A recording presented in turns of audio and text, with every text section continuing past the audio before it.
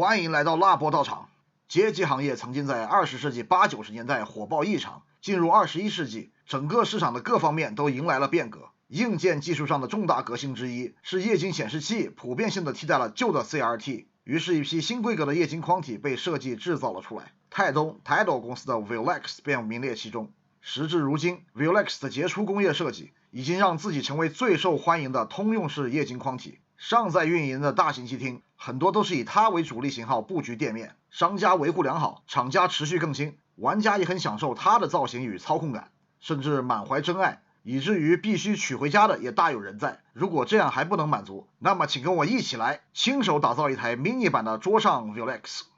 设计首先要明确核心原则，就是桌面化同时保持 Vulex 的视觉特征。最重要的几点是：一、机身、控台、侧边的直线感和相互角度；二、棱边的几何造型和机械感；三、四角布局的喇叭，可以垂直旋转的屏幕模块。简单点说，桌面化就是要保持各部件相对角度和比例，然后进行缩小。那么首要的是确定一个关键尺寸，整体的结构再按比例调整。这个问题可以参考家用格斗瑶台的发展和 Holly 多年来的市场经验。自从90年代初期街霸2引领格斗风潮，一直到当时的主流家用机 MD、SFC、PCE 上，外设厂商就开始不停地制造各种配套的格斗瑶台，绝大多数都是手感恶劣，重要原因之一就是尺寸不合适，从而整体局促，影响操纵感。直到 Holly 发现，想在操纵感这个玄学领域寻找最优解，靠谱的参照只有人体工学的经验数据。 RAP Real Arcade Pro 横空出世，直接使用街机控台布局和配件，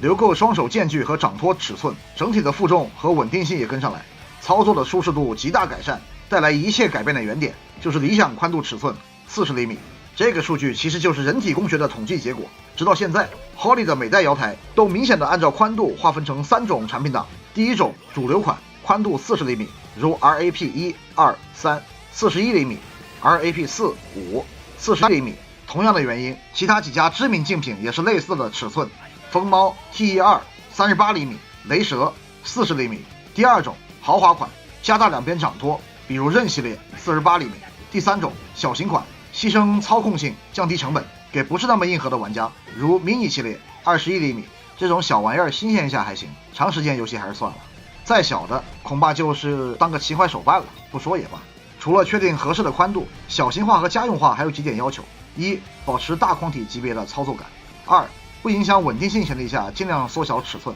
三、内部可以装下一台完整的 MATX 电脑；四、拆装机器和旋转屏幕可以快速完成；五、成本可控的加工方式。首轮设计时，按照原机上半部分描线绘制草图，以宽度40厘米把控台缩小，按比例可以计算其他器件的尺寸要求，如电源、接插件、液晶、喇叭等，综合更多的硬件要求，查找到具体的器件型号，再将得到的最终型号参数反馈到草图设计中进行优化。在第二轮设计的基础上，加入造型的细节特征，包括斜倾屏幕、梯形凸起边缘、圆角过渡机框、锐角摇杆侧边等。这些细节具体的数据通过实机测绘作为参照，并且在结构上要考虑好各种零配件安装和加工的可行性。最终设计结果是长40厘米，宽38，高47，使用的液晶屏幕14寸16:9，圆形喇叭3寸。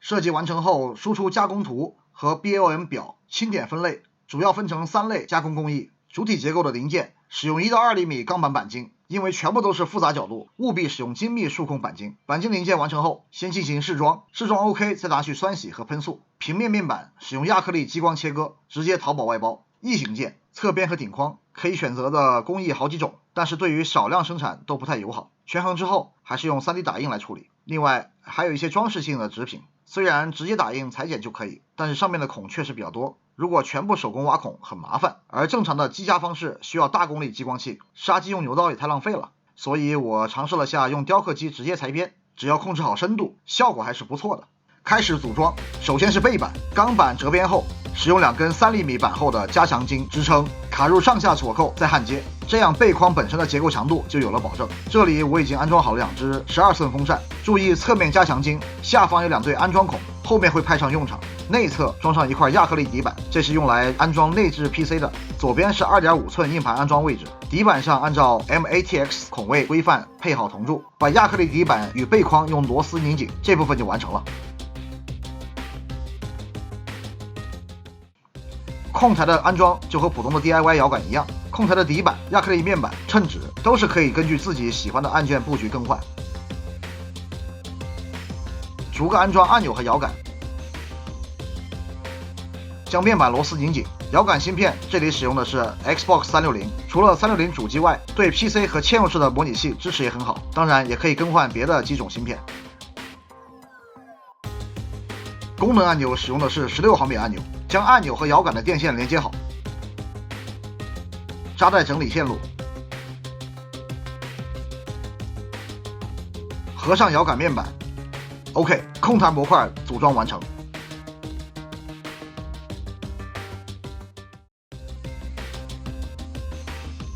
液晶模块全部整合到了这个正方形的方框里，这里已经安装好了4支3寸圆形喇叭，翻过来，为了方便接线，喇叭电线焊接成2组。液晶屏是三星14寸，分辨率1366×768，5毫秒响应。液晶支架用亚克力制成，背面是液晶驱动板，乐华功放一体式，自带 VGA、HDMI 接口，莲花和3.5寸音频。屏幕和喇叭的选择在很大程度上决定了整机的观感，是在设计之初很重要的事情。通过整机宽度估算屏幕的尺寸后，在屏库上寻找合适参数的型号，对它们几个关键参数进行筛选，然后按照这个型号去市场上寻找货源，同时找到对应的技术文档，因为那上面有详细的安装尺寸和通讯方式，这些信息也会来调整相关的其他零部件。将这几部分固定好，制作一组音频线，将喇叭连上功放。驱动板的红外遥控接头安装在比较远的地方，也要预先制作一根红外延长线。所有的东西安装完成后，整个模块也可以当做一个单独的小显示器。液晶外接使用的接口部也做成模块，包含一组莲花头、3.5寸音频、HDMI、VGA 2组 USB 以及电源和开关。所有的接口都是母对母两侧插头，能够切换使用内部主机或者外部主机。到了整体装配的步骤，控台底板同样有一对3毫米板厚的加强筋，每边2组螺栓与背框底板连接，侧面的孔与背框的加强筋拧紧，这2组加强筋的交叉组合就是整台机器的强度担当。这里可能有人会问，为什么不直接做成整板而要分开？答案我会在视频的最后给出，可能聪明如你已经想到了吧。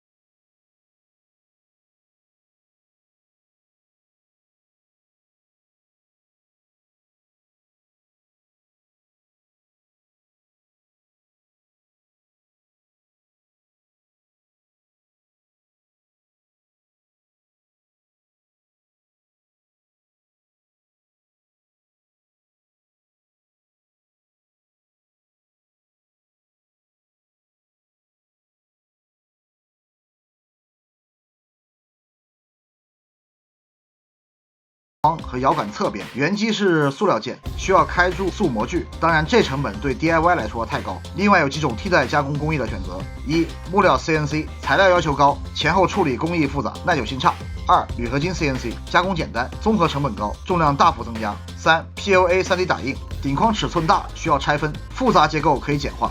比较之后，我使用了 3D 打印。这是之前用木料 CNC 制作的控台侧边，因为天气太热，面漆焦化已经花了。顶框安装之前，把做好的液晶红外接收器从下面穿线进去，并且固定到顶框上。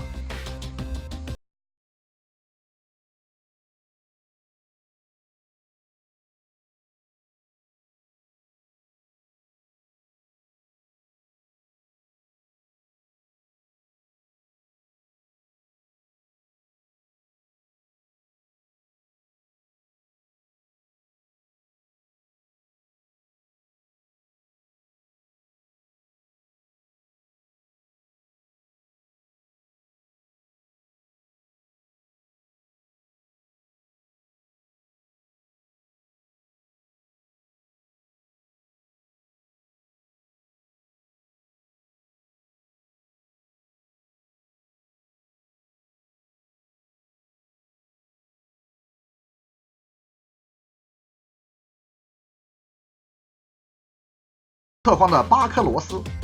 嘿嘿嘿嘿，大功告成。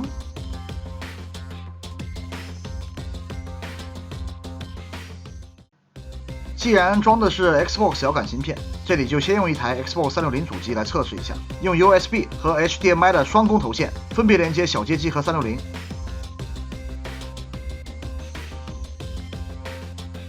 遥控器把频道切换成 HDMI。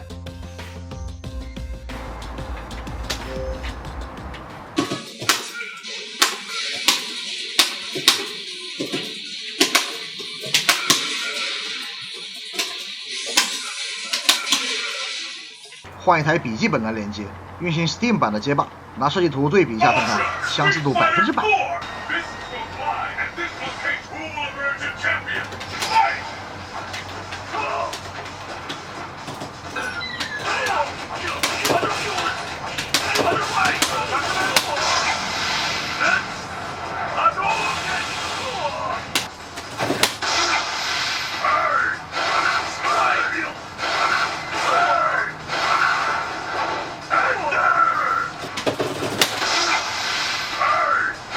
我测试摇台就看看小连段和720，如果这两个没有问题，总体就 OK。换成 Steam 版的斑鸠，斑鸠当然是要使用竖屏模式体验才好。切换竖屏模式的方式，转到背后，拆除侧框，两边各4颗螺钉，转回正面，拆除屏幕模块上下压边各3颗螺钉。附带一提，如果只是对摇杆进行维护，只需要拆下压边的3颗螺钉，拆掉侧边。比较紧，用扳手辅助一下更方便。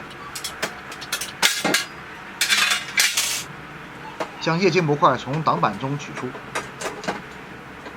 旋转90度，注意不要把内部的线扭乱。反过来的顺序装回去。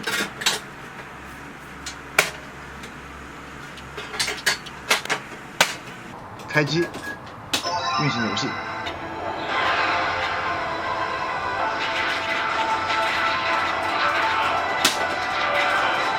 也和设计图对比一下，完全类似。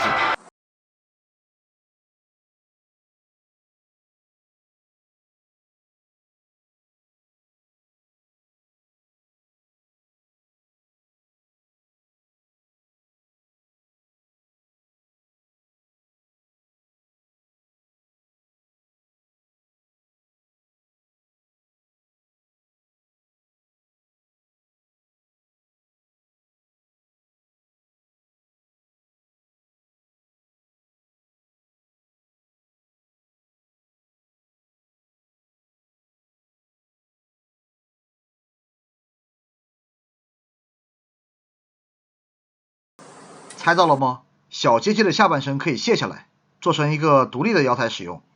好了，这一期的节目就到这里，感兴趣的话还请一键4连吧，谢谢观看。